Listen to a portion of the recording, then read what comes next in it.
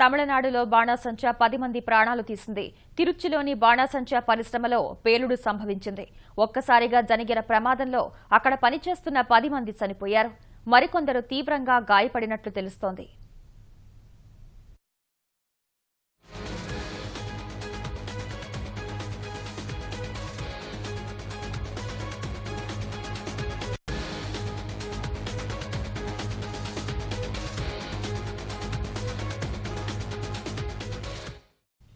తమిళనాడులో బాణాసంచా 10 మంది ప్రాణాలు తీసింది.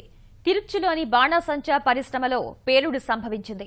ఒక్కసారిగా జరిగిన ప్రమాదంలో అక్కడ పనిచేస్తున్న 10 మంది చనిపోయారు. మరికొందరు తీవ్రంగా గాయపడినట్లు తెలుస్తోంది.